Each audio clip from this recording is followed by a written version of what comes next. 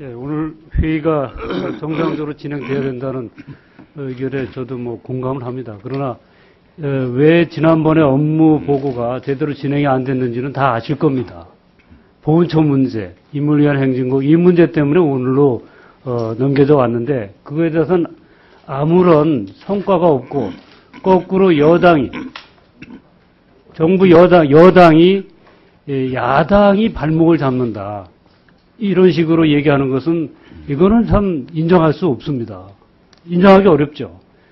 아니, 발목을 잡고 있는 거는 지금 정부가 발목을 잡고 있으면서 거꾸로 야당이 발목을 잡고 있다고 하는 거에 대해서는 참 답답한 일입니다. 이 인물위한 행진국 국회에서 지정국으로 촉구했으면 얼마나 많은 시간이 흘렀습니까? 당연히 했어야죠. 해야죠 또 앞으로. 한다고 해야 되고 아직 못했으면. 이 보훈처가 기념국 지정하겠다는 것은 보훈처가 한 얘기입니다. 그래서 예산 배정까지 받았어요. 엉뚱한 걸로 할까 봐서 국회가 그럼 다른 노래로 하지 말고 이 5.18 인물 위한 행진국으로 하자. 이렇게 된 거 아닙니까? 그럼 그 순리대로 하면 됩니다. 왜 이렇게 자꾸 발목을 잡으면서 거꾸로 야당이 발목 잡는다고 그럽니까? 이거는 심각한 문제입니다. 정말 정치 부재를 정부 여당이 지금 몰아가는 것으로밖에는 생각할 수밖에 없습니다. 네. 국무조정실장님 아까 답변하실 때 국무조정실도 규제비용 총량제 대상이다 이렇게 말씀하셨는데 확인해 보니까 내용이 좀 틀리더라고요. 의무 대상과 자율 규제 대상. 그건 뭐 사실 의무 대상에 포함이 안 됐으면 일반적으로는 대상이 아니다 이렇게 보는 경향이 있는데 그렇죠? 지금 이제 약 40여 개 이제 중앙행정기관 중에서요, 규제가 20건 이하 갖고 있는 기관이 7개 기관이 있습니다. 저희 국조실 포함해서. 그래서 저희가 예컨대 이제 가장 많은 데는 2,500건 가지고 있는 부처도 있거든요. 그래서 20건 이하의 부처는 자율기관으로 하자 이렇게 했었고, 다만 그거를 전적으로 자율에 맡길 거냐 아니면은 그 기관도 총량제 대상으로 하면서 자율적으로 할 것이냐 이걸 가지고 좀 검토를 했던 거여서 저희가 20개 이하인 7개 부처에 대해서는 자율기관으로 하되 지금으로 같아서는 예외를 두지 말고 전부 총량제 같이 포함시켜서 할까 하는 생각을 더 많이 가지고 있습니다. 예, 제가 뭐 꼭 하라고 네. 그 질의를 한 건 아닙니다. 예. 이러이러한 문제들이 있는 것을 있는 것이 바로 이 규제 비용 총량제다. 그 말씀을 드리기 위해서 네, 제가 알겠습니다. 그 질문을 한 거니까 알겠습니다. 아무튼 유념해 주시고요. 네, 그렇게 하겠습니다. 이 규제 개혁 지금까지 많은 의원님들이 얘기하셨는데 왜 갑자기 규제 개혁인가? 참 저도 박근혜 대통령이 그때 끝장 토론을 할 때 그런 의문을 가졌어요. 왜 갑자기 규제 개혁인가? 왜 규제 개혁을 가지고 또 이렇게 야단 법석인가?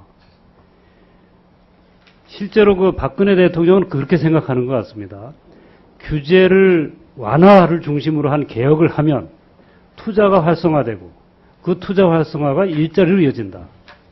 그렇게 생각하는 것 같은데 혹시 맞습니까? 네, 그게 예, 그렇죠. 네, 그렇습니다. 그런데 지난 대선 때부터 지금까지 우리 경제민주화가 화두라고 한 것은 규제개혁이라는 그 논리는 바로 이제 박근혜 대통령이 그 전에 줄푸세 논리의 연장선상이거든요.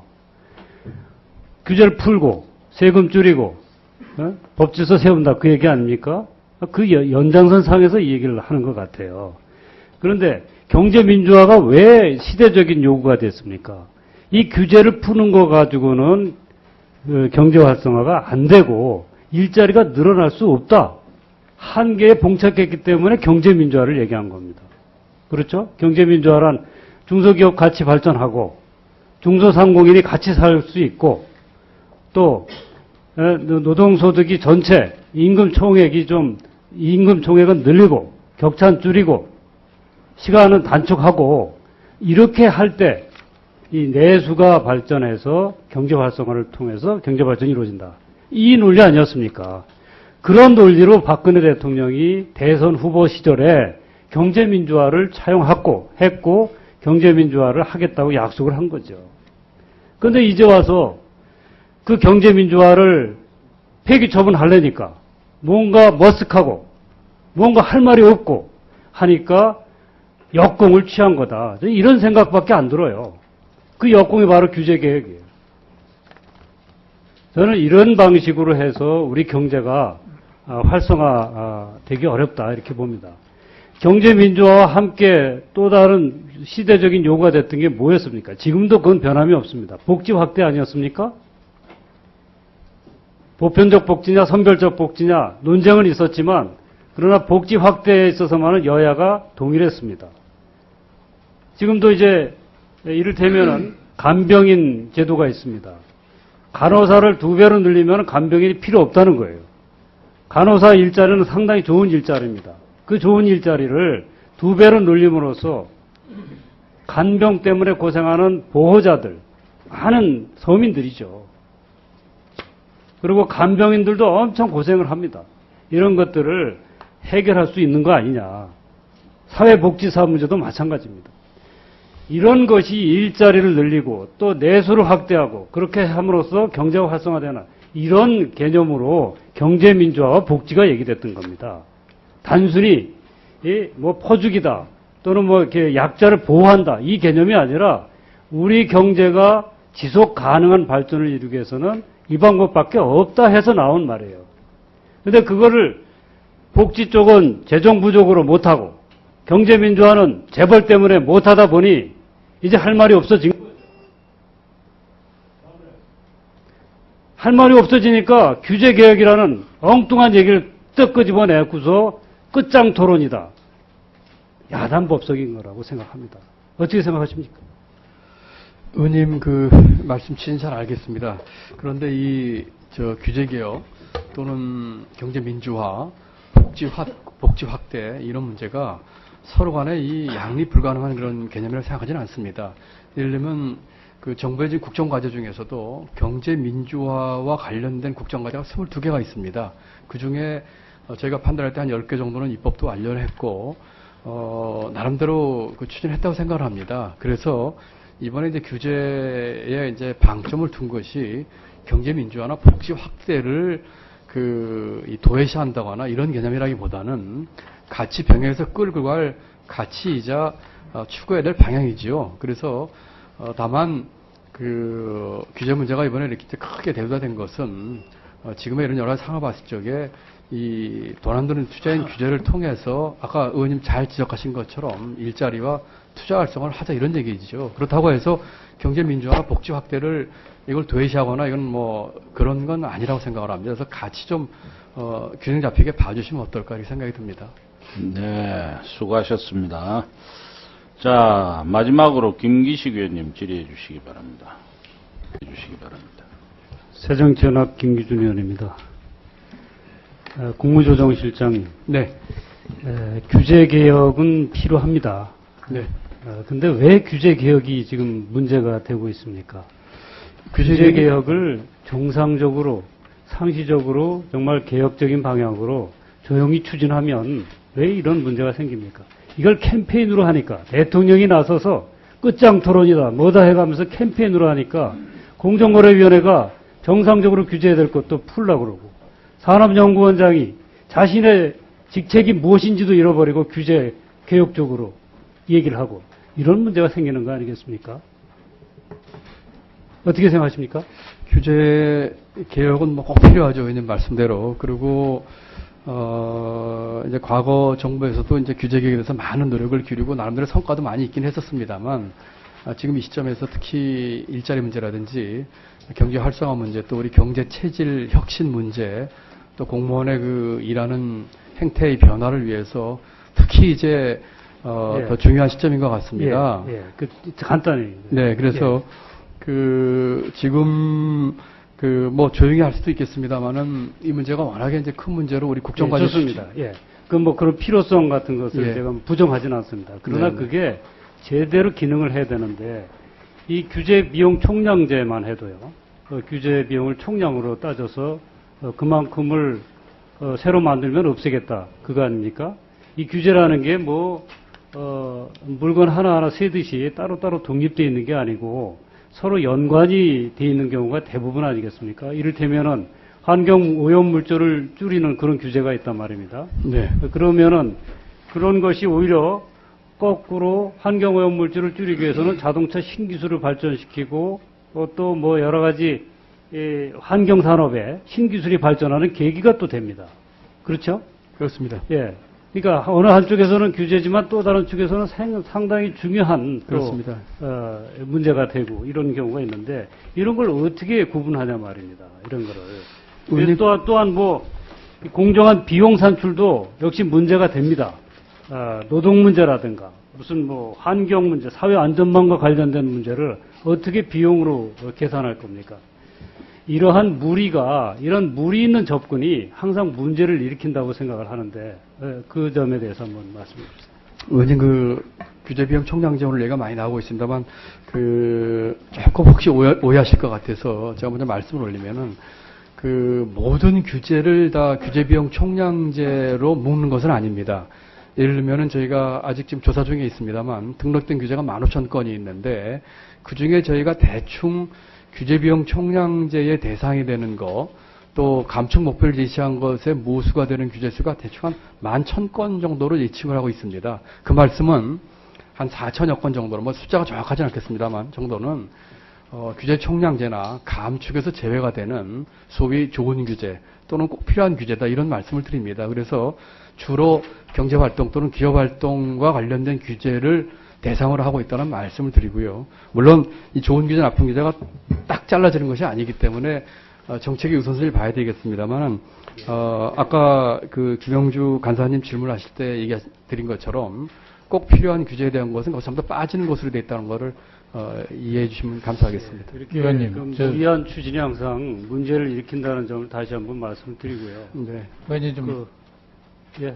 허락해 주시면 아까 공정위 이것 때문에 뭐 한다고 그랬는데 조금 공정위 이따가 그거는 질문하겠습니다. 매년 하는 사업입니다. 그러니까 어떻게 이번에 뭐 이런 시기에 나가다 보니까 그런 거지. 그게 뭐 이번에 규제개혁 그것 때문에 하는 그런 사업은 아니라는 거를 말씀드립니다. 네. 그러니까 무리하게 규제 비용 총량제라든가 이런 제도를 시행하다 보니까 지금 그 총량제에 국무조정실은 빠졌죠.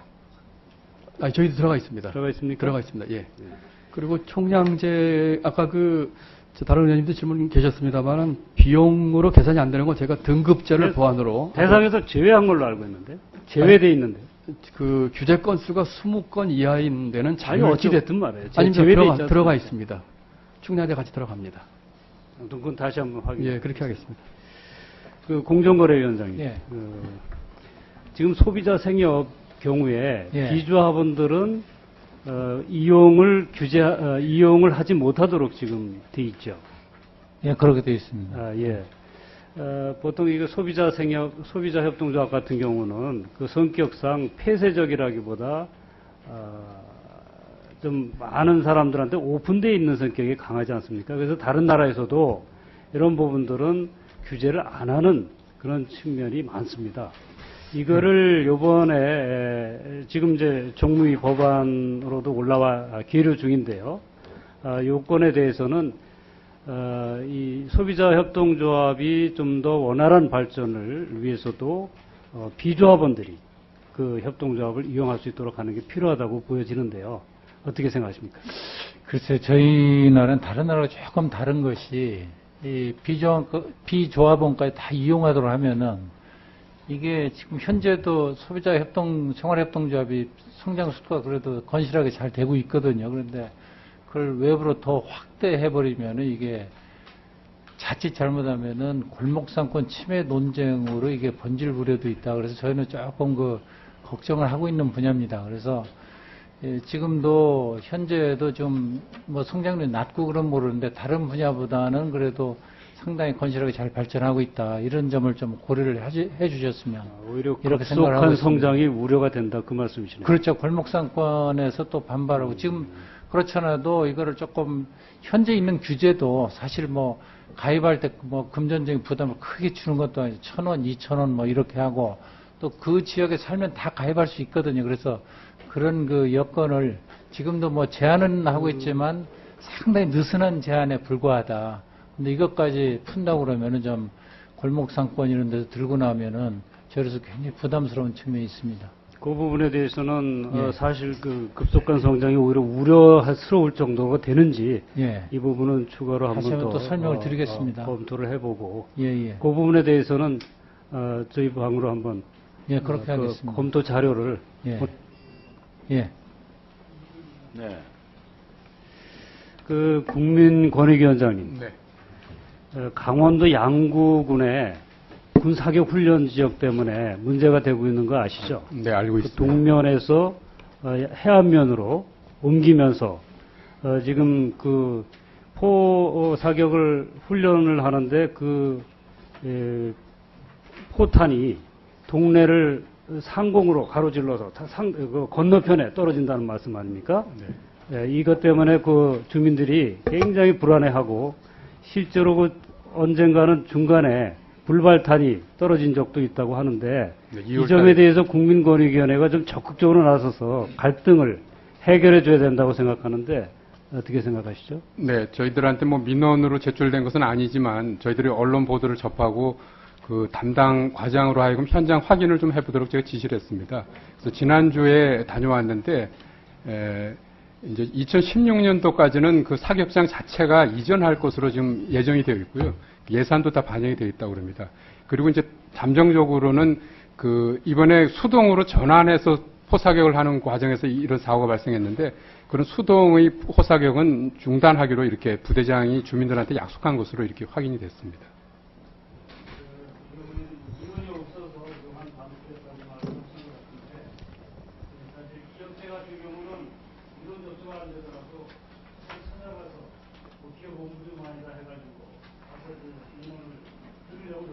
네, 맞습니다. 이런 경우에도 보다 적극적으로 민원을 현장에 가서 찾아서 그 민원을 접수해가지고 처리하는 그런 적극적인 모습을 네, 법률과 조화되는 범위 내에서 저희들이 적극적으로 열심히 하도록 하겠습니다. 네, 수고하셨습니다. 다음은 신동우 의원님 질의해 주시기 바랍니다.